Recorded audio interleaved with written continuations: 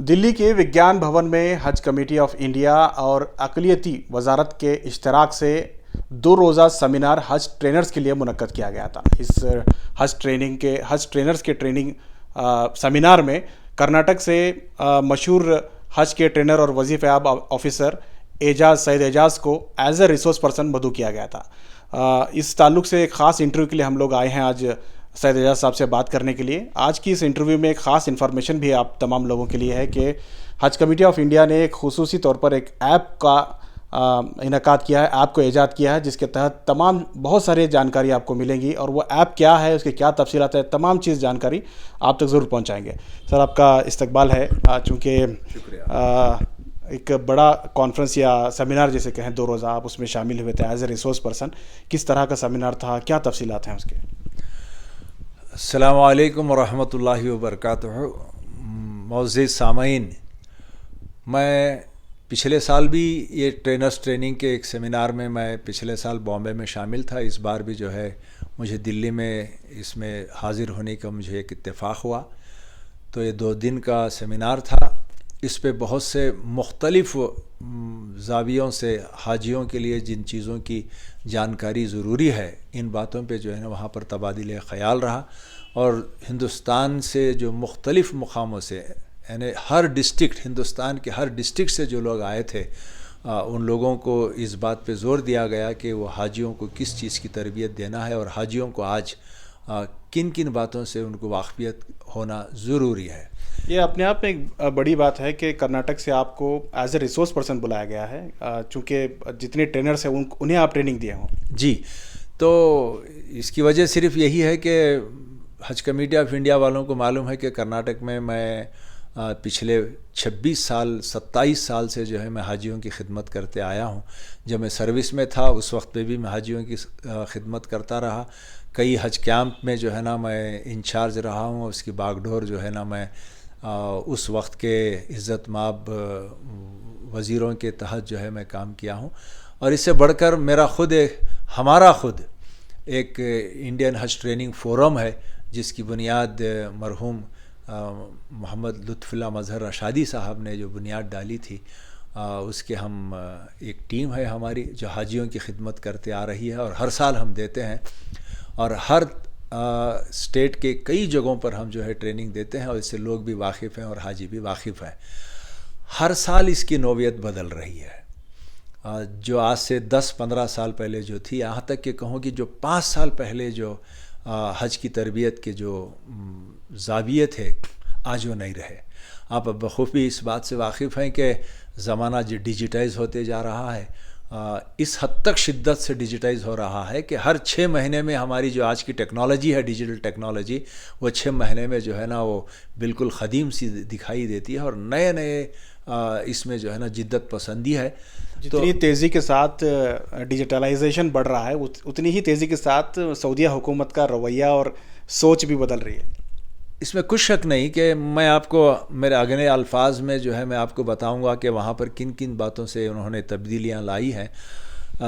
तो बहरहाल ये जो 2 दिन का जो ये ट्रेनिंग सेमिनार रहा, इसमें एक बात कहूँ तो बड़ी आपको भी ताज्जुब लगेगी कि ये 2 दिन के सेमिनार में सिर्फ 16% वक्त मनासिके हज पे लगाया गया।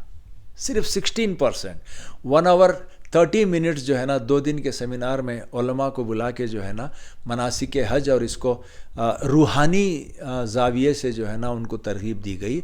और बकिया 2 दिन का जो ऑलमोस्ट 85% ऑफ जो टाइम था, वो सिर्फ इस वक्त पे लगा, इस उमूर पे लगाया गया कि इन इश्यूज़ पे लगाया गया कि हमारे हाजी को जो रूहानियत के साथ जो इनको जो हज करना है, इसको अदा करने के लिए किन किन बातों को इन्होंने मोहतात रहना चाहिए, इनके सफ़र के अंदाज़ क्या होंगे, इमिग्रेशन के हालात क्या होंगे, हवाई जहाज़ के हालात क्या होंगे, वहाँ पर ट्रांसपोर्टेशन की हालात क्या है, और इनका लगेज किस वक्त पे मिलता है या नहीं मिलता है।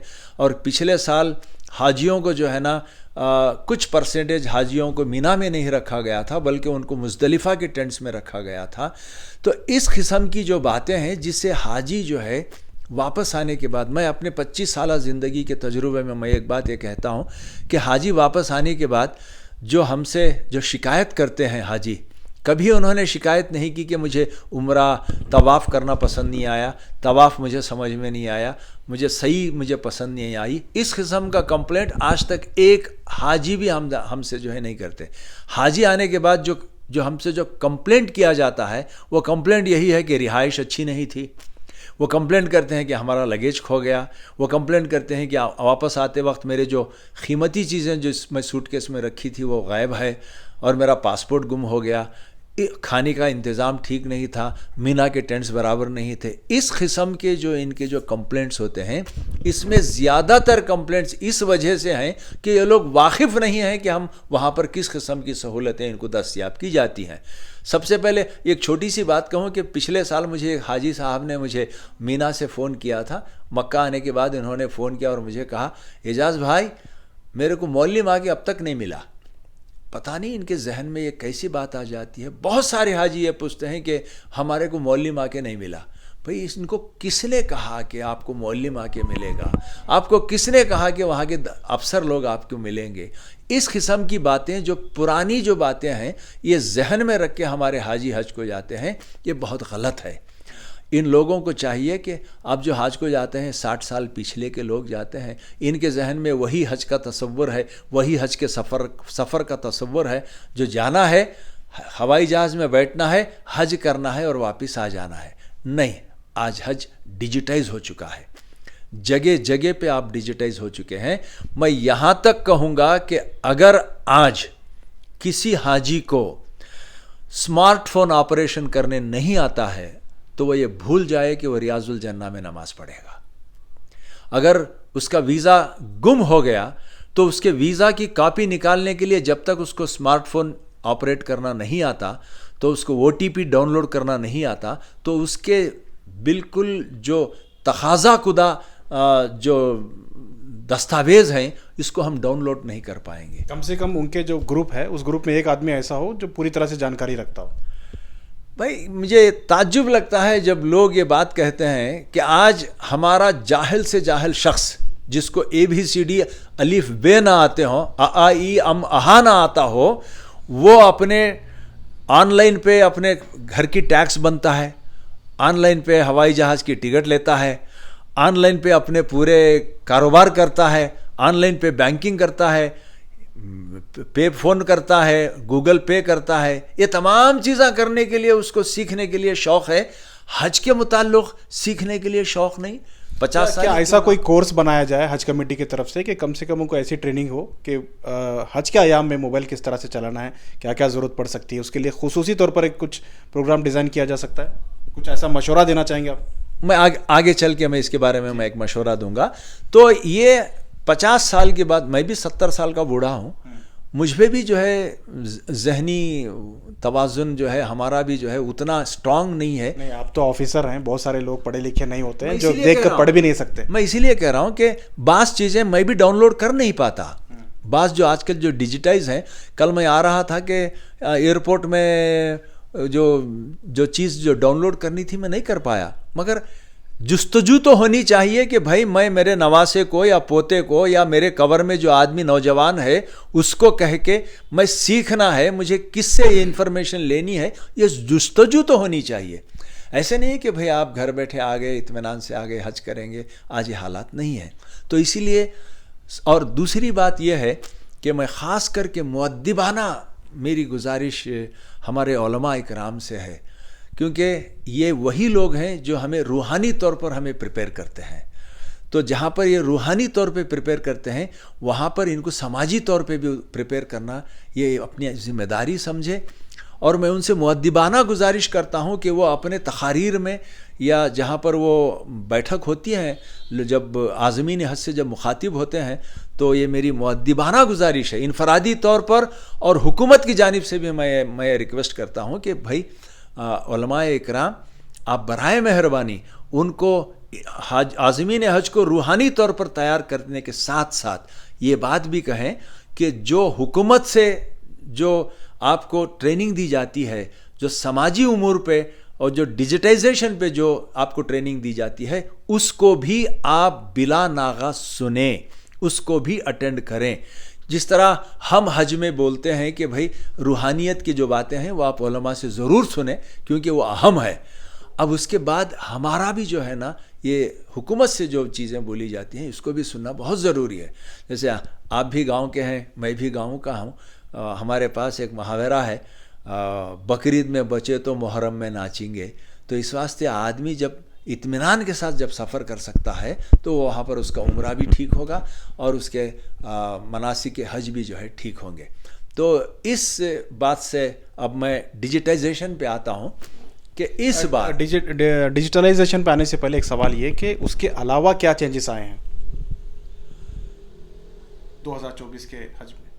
तो इस बार के हज में मैं कंटिन्यू कर देता हूँ, उस बात को मैं कंटिन्यू करता हूँ। डिजिटाइजेशन से मैं पहले शुरू करके मैं उसके जो है जितने भी तफसीलात हैं मैं वो भी आपको बयान कर दूंगा।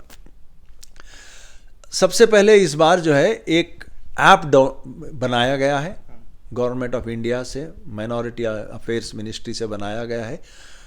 कल उसका जो है एक इजरा भी हुआ है, रस्मन इजरा भी उसका हुआ है।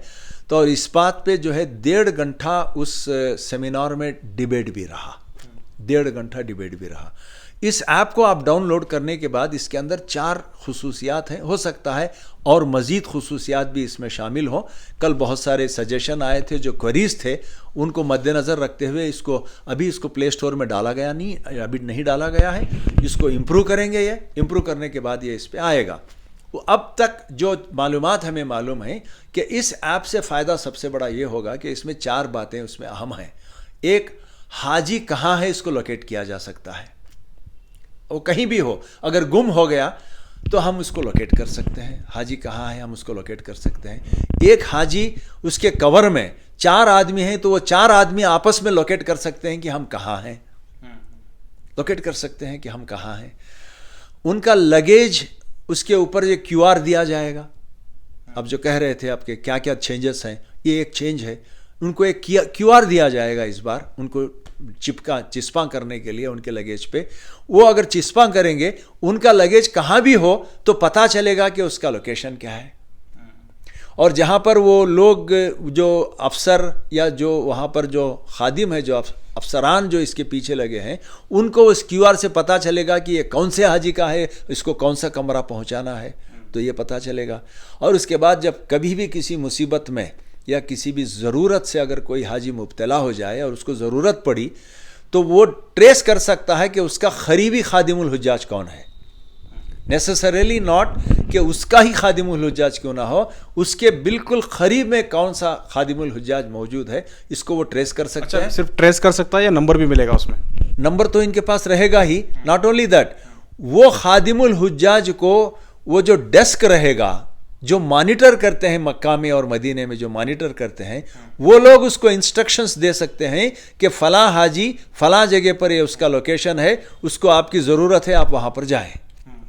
इसकी मिसाल ऐसी है जैसे अब हम कमेंट्री देखते हैं, क्रिकेट की कमेंट्री देखते हैं या फुटबॉल मैच देखते हैं, तो इसका एक डिजिटाइजेशन डिस्प्ले भी आता है, कौन सा प्लेयर कहाँ खड़ा है, कौन कैसे मूव हो रहा है। तो इस किस्म से हमारे खादिमुल हुज्जाज कहाँ मूव हो रहे हैं, इसको उनके कंट्रोल डेस्क कंट्रोल, जो उनका जो खादिमुल हुज्जाज का जो डेस्क रहेगा मक्के और मदीने में, वहाँ पर बैठ के इनको कंट्रोल किया जा सकता है, इनको डायरेक्शंस दिए जा सकते हैं। जिस तरह से हम लोग ओला उबर के कैब्स देखते हैं, यस एग्जैक्टली इसी तरह जो है ना, इनको हम डायरेक्शंस दे सकते हैं कि तुम फलां जगह जाओ, फलां जगह जाओ।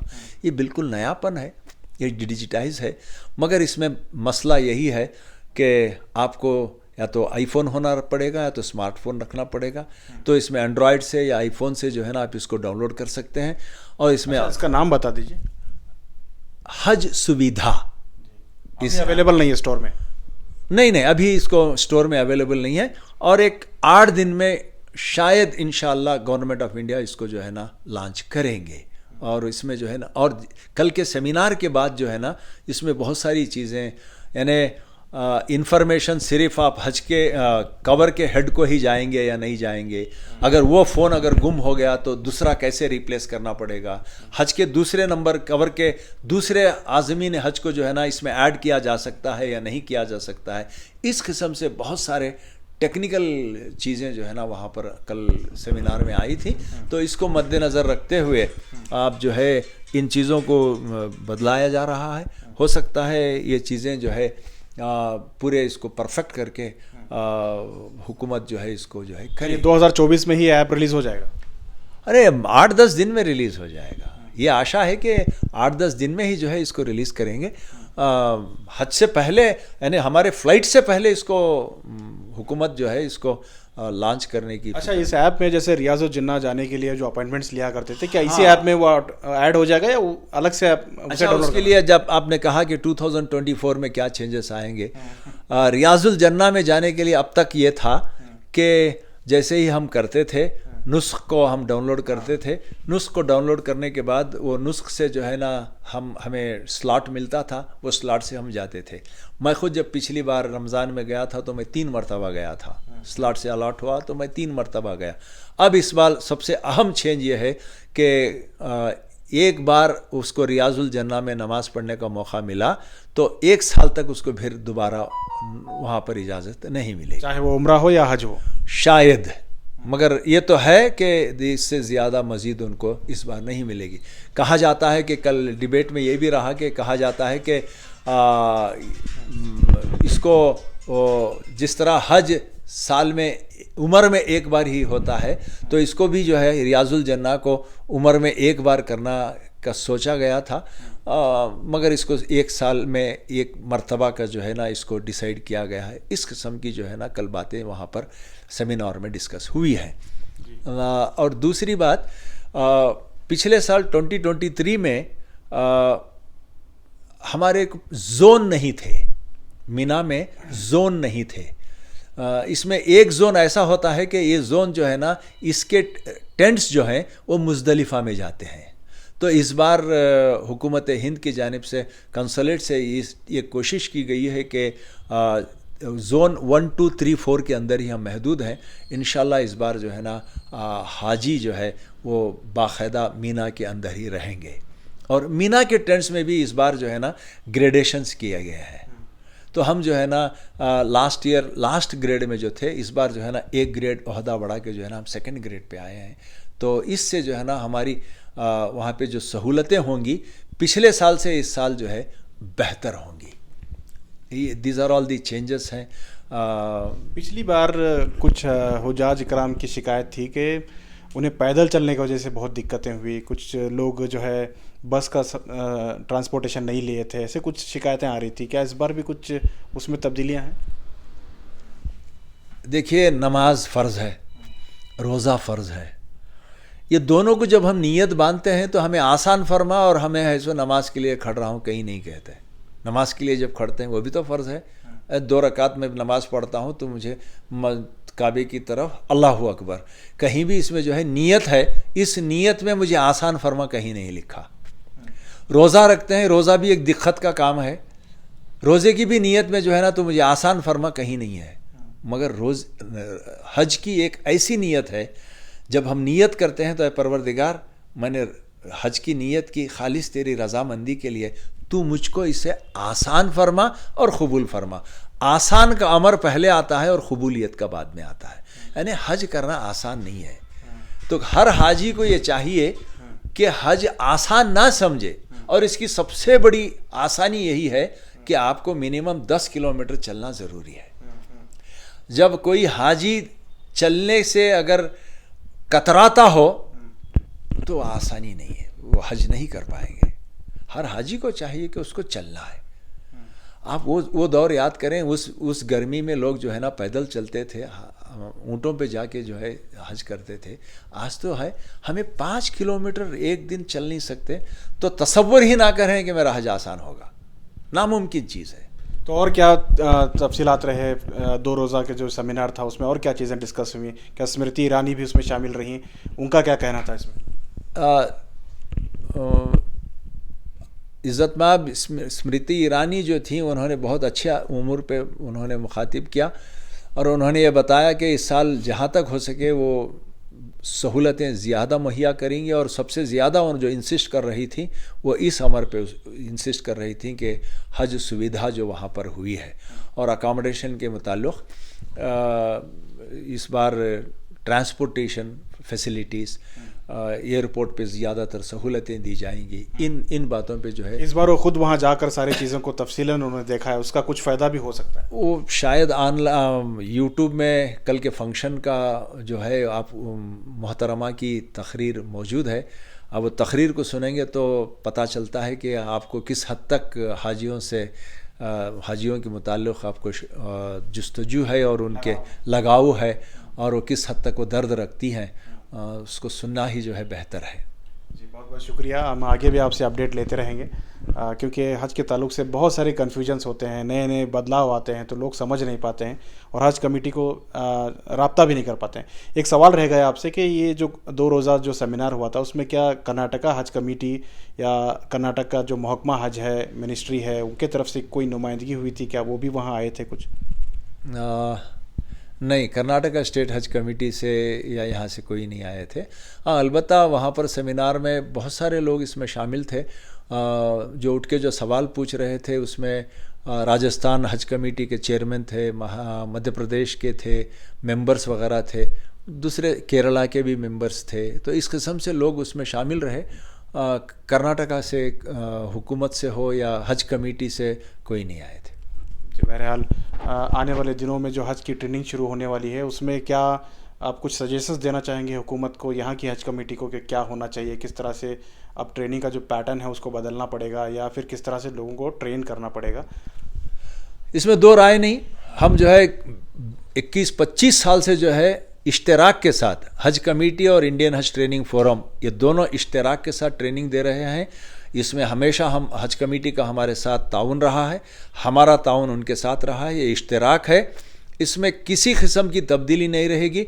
अप टू डेट हम कर्नाटक स्टेट के हर आज़मीन को हम जो है ट्रेनिंग पहुंचाएंगे। कर्नाटक स्टेट हज कमेटी भी जो है हमारे साथ उतना ही ताउन करते आई है, वो ताउन करते रहेगी, इंशाल्लाह ताउन करेगी। इसमें एक चीज़ हम खुले तौर पे कह सकते हैं कि सारे हिंदुस्तान में ऐसी ट्रेनिंग नहीं होती जो कर्नाटक स्टेट हज कमेटी और इंडियन हज ट्रेनिंग फोरम के इश्तराक से जो ट्रेनिंग होती है, इस अंदाज की, इस पाया, इस स्टेज पे जो मॉडर्नाइज्ड तरीके से जो ट्रेनिंग होती है, हिंदुस्तान में शायद ही कहीं होती हो। एक और सवाल रह गया है। बहुत सारे लोग मुझे भी कॉल करते हैं कि जब ये कवर नंबर जो होता है, जैसे 4 लोगों का कवर नंबर है, उनके रिश्तेदार या उनके पड़ोसी भी उस वक्त जाते रहते हैं, तो वो चाहते हैं कि एक साथ या एक इलाके में रहें। तो क्या ये मुमकिन है कि कवर नंबर अलग अलग होने के बावजूद भी आसपास में उनका अकोमोडेशन हो, ताकि वो एक साथ आना जाना कर सकें? क्या ये पॉसिबिलिटी है इसकी? 100% पॉसिबिलिटी। और इसे किस लिए, क्या चाहिए, किसे अप्रोच करना चाहिए, कैसे किया जा सके? मैं जब तक नोडल ऑफिसर था, जो लोग मेरे पास आते थे, मुझे एक प्रोसीजर है, उस तरीके से मैं ख़ुद बॉम्बे जाता था, बैठ के वहाँ पर जो है गुफ्तगू होती थी और जो है उन लोगों को एक फ़्लाइट में डालने की कोशिश की जाती थी। जो भी आज़मीन जो मेरी आवाज़ को सुन रहे हों, एक चीज़ याद रख लें कि क्लब को स्प्लिट नहीं किया जा सकता और कवर को स्प्लिट नहीं किया जा सकता और कवर्स को क्लब नहीं किया जा सकता।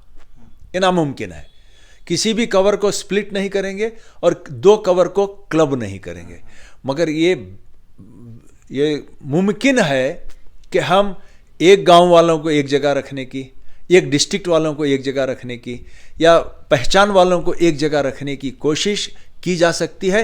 95% इसमें हम कामयाब रहते हैं। अच्छा, जैसे कि रिश्तेदार हैं, जैसे 4 लोगों का एक कवर बन गया और 4 लोगों का एक कवर, दो कवर बन गया अलग अलग, आपस में रिश्तेदार हैं, तो वो 2 ही कवर जो है मिला के मतलब अकोमोडेशन आसपास में ले सकते हैं। क्लब नहीं कर सकते। क्लब नहीं, सिर्फ कवर अलग अलग रहेंगे लेकिन आसपास में रहेंगे। वो मुमकिन है बशर्ते कि हज कमेटी इसके लिए इनिशिएट लेना, एक आदमी बॉम्बे जाना, ऐसे लोगों को पहले ही इत्तला देना, वहाँ पर जाके बात करना। एक चीज़ याद रख लें, हमारे आज़मीन हज जो हैं वापस आने के बाद इनके 2-3 इनके हमारे से गिले होते हैं।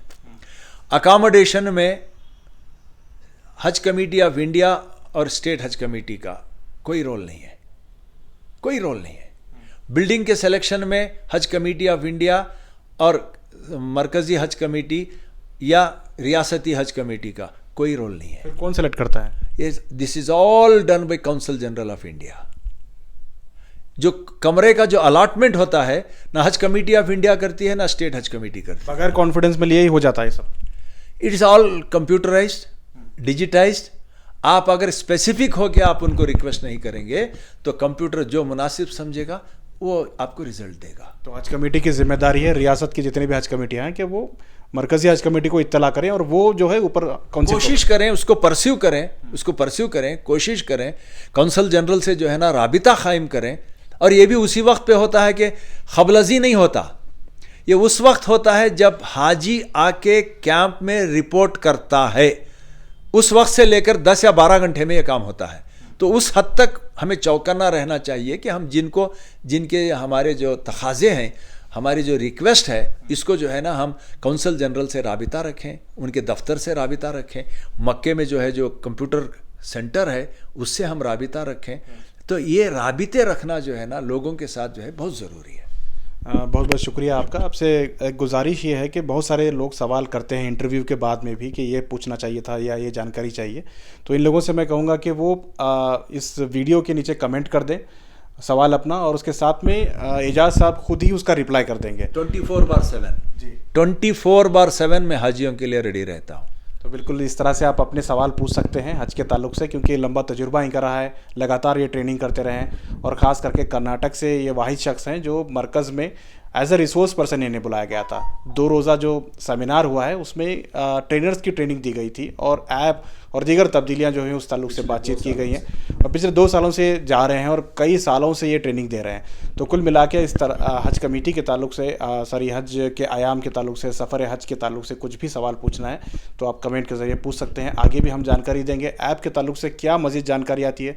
सबसे अहम चीज़ यही है इस बार के ऐप बन रहा है, हज सुविधा के नाम से ऐप बन रहा है। उस ऐप में बहुत सारी चीज़ें हैं जो भी एंड्रॉयड फ़ोन या स्मार्टफोन चलाना जानते हैं उन लोगों के लिए काफ़ी सहूलत होने वाली है।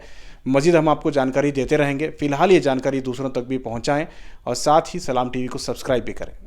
कैमरा पर्सन समीर के साथ शाहिद काजी, बेंगलुरु।